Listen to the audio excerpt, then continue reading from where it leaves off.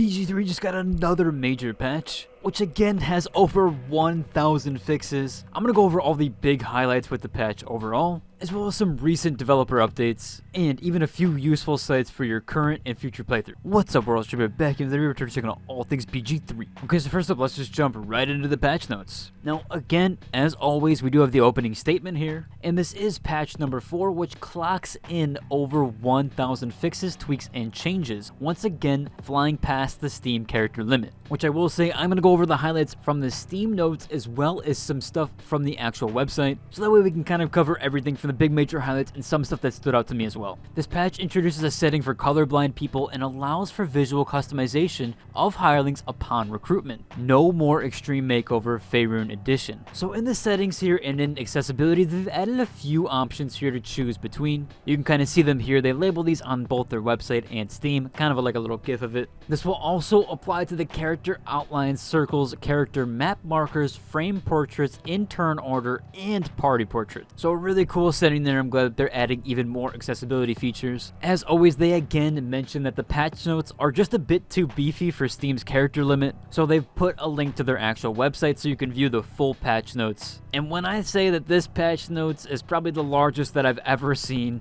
it is just kind of insane how big these patch notes are comparative to some other games that release theirs. It's just wild. This list goes on forever, and yeah, it's definitely a lot to take in. But as for those major highlights, they do have a few here in the Steam section. You can now dismiss certain avatars that didn't make it to the Withers wardrobe, and Withers will now explain how the wardrobe works. You can now customize hirelings' appearances when you recruit them. Again, that was another big major feature we went over in the opener. And again, they also highlight the colorblind mode, although we already went over that. For the gameplay, we have a major refinement for Scratch. They've completely refined Scratch's fetch behavior. He will now fetch pretty much everything. Definitely really cool there. I almost want to kind of try some stuff and do some cool things. Maybe there's some cool gameplay mechanics with that. Arc-Fae Warlocks now get a choice of cantrip at level 4 as intended. Now they did a major fix here with the Speak with the Unalive, where they updated the mechanics so you can cast it again if you didn't get to ask any questions. I'm glad they did that one there because I think there was a few that I had to reload for I accidentally closed out. And also here they did point out this, I think this definitely happened to me, where if you did it as the person who kind of took down this person, you weren't able to talk to them, and then you could kind of do the disguise ability, but then it was already over and I believe you couldn't recast it on them as disclosed here. So yeah, that's definitely a big fix there, and I'm glad that's changed. Here's a big one for a controller. They added an option so that if you want, you can have an end turn button that requires a hold instead of a tap. I do remember seeing a bunch of comments on the Reddit and possibly even comments on my videos and previous ones where people were saying they were accidentally ending their turn, and I almost did it with PC as well, even with just the space bar. Just being so used to using the space bar, I accidentally hit it as well, so I'm glad they're adding the hold option. I kind of wish they would add this for PC as well, as I made that mistake too, so hopefully the option is not just for a controller. Here's a big one now. Because of all the people using water and using the water spell ability to kind of give themselves a shower, you can now use sponges and soaps to clean up your party member. I'm really glad they kind of added something so you didn't have to waste the spell cast and you kind of didn't have to get next to water or use a bucket. Really cool changes here, and just cool to have like brand new features in the game that weren't there before. There is kind of a spoiler here in the combat section, so I won't go over all the spoiler stuff. But another major fix here for combat is they fixed an inconsistent issue where enemies wouldn't do anything during combat except dash and move. That was almost making the game too easy, and I think I dealt with some issues with that, but more so the enemies kind of pausing during turns. They also fixed this one, which was some NPCs being able to shoot through floors and ceilings. So kind of some buffs and a little bit of nerfs there for the combat difficulty. There was a ton of flow scripting here. Again, most of this is some major spoiler stuff and companion things. They had some art adjustments here which tweaked the color of potion mind reading to distinguish it from potion of healing. They also fixed several idle animations for several of the companions, including Mindara, Halsin, Shadowheart, and Lizelle. This does seem specific to the camp.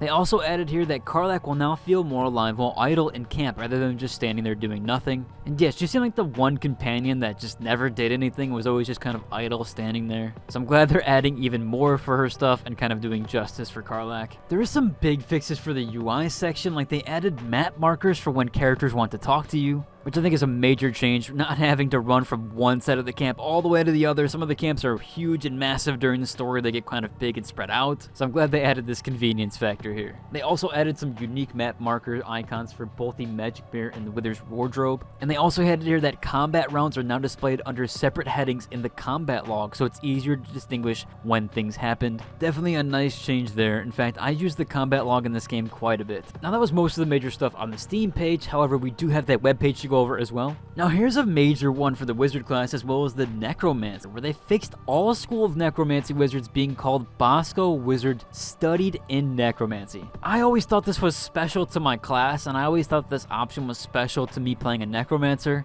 This happened in, as it says, in class-specific dialogue options, so I guess it was only being so of a wizard and not necessarily mattered that you were a Necromancer. I'm kind of disappointed there with that. I thought a few options there. There was several things in the game where I thought maybe my Necromancer wizard knew somebody because of something, or at least knew of something because they were a Necromancer, so it is a little disappointing to find out that it's just wizard encapsulated in general. However, it's totally understandable because I'm sure no other subclasses have it. But at least I got to play with this on before they removed it. Now there is so much stuff on this page, in the web page for all these fixes, but they had a lot of major things like the tooltip fixing. They even moved things in different level designs, so some of the things have better placements within levels. There's even some graphic work done for some of the icons and portraits. So a lot of this stuff is not even just fixes for bugs. A lot of it's like actual changes to the game. Things with NPC scheduling, and even changes how with NPCs act during certain scenarios. These patches are so big at this point, it's almost worth like going back through and playing through the game because it might be quite different. There's also some specific fixes for PS5, including this one here, which clarified the error message on PS5 when trying to create a new save, but there's not enough storage space. There was also a bunch of improved performance fixes for a lot of areas with crowds. Act 3 still seems to be receiving some performance updates there, so if you were worried about getting in and playing this game and worried about the Act 3 performance or that later performance, I probably wouldn't worry too much at this point because that has received a ton of performance updates. They even optimized lighting and shadows, which was for the entire game. Again, there is so much stuff here to go over, and a lot of it is spoiler territory, so I'm not going to go over just that. However, if you do want a link to all this stuff down below, I'm going to include a link to everything so you can check out different stuff, because there's even sections for Act 1, 2, and 3. So if you've already gotten through those acts and you kind of want to see what's going on with that there, you can check back into these patch notes specifically and categorize that to the exact fixes you're looking for. Some last minute mentionables here is about Steam charts, and this game still being insanely active on Steam. If you compare this to some other recent single player titles, you would see that the decline on those games is way more drastic than this one. So it's just really cool to see that this game is really holding up with both player count and replayability. Again, I'm just happy that this game is receiving the praise where it's due. But if you enjoyed today's video, like and subscribe, and until next one, deuces.